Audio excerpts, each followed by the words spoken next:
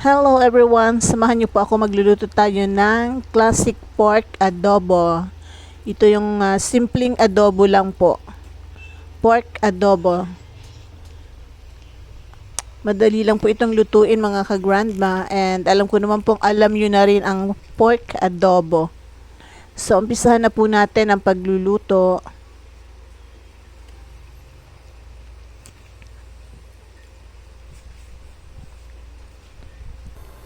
Nagpainit na po ako ng kawali, and then lagyan na po natin ng mantika.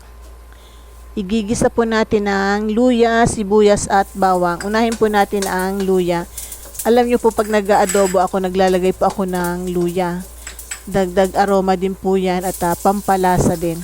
Anyway, nilagay ko na po ang luya, and then sinunod na po natin ang sibuyas. Isunod naman po natin ang bawang. Gisa lang po natin ng maigi.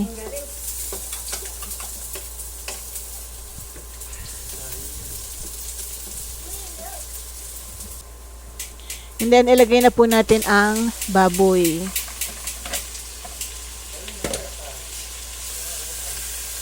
Isang kutsa po natin ang baboy.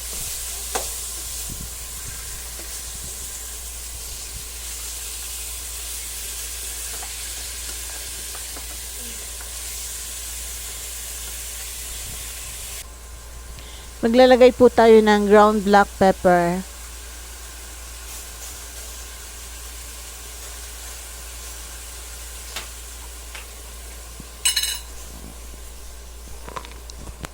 And maglalagay din po tayo ng dried bay leaves.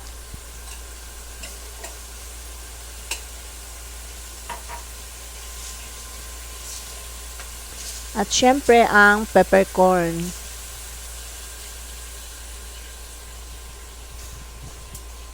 Wala pong ibang halo ang aking pork adobo. And maglagay na po tayo ng toyo. Purong baboy lang po.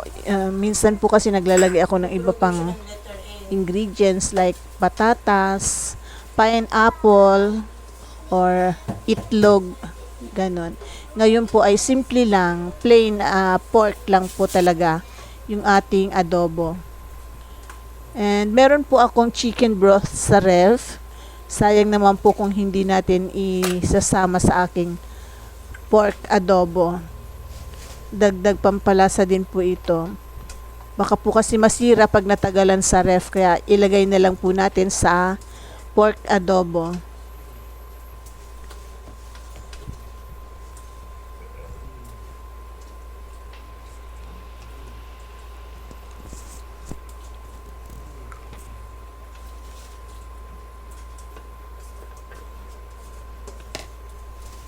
Haluin lang po natin ng maigi para po magpantay, ma-absorb ng meat yung lahat ng ingredients.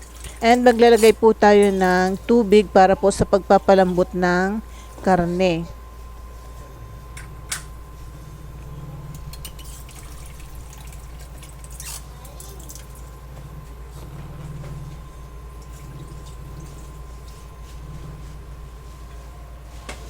So, takpan po natin, hayaan natin kumulo.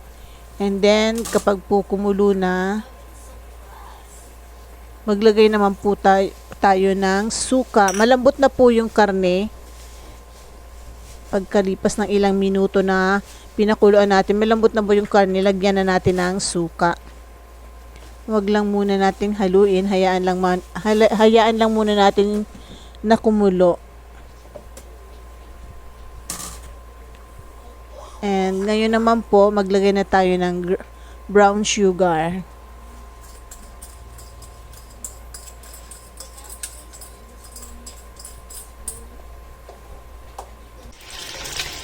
Naglagay po ako ng atsuete dito sa aking pork adobo.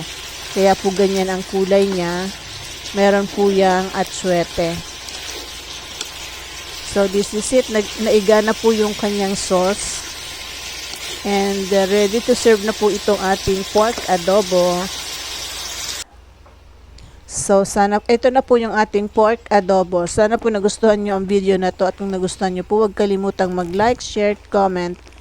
and subscribe. O, di ba, kahit walang ibang halong ingredients, plain lang po siya, plain na karne.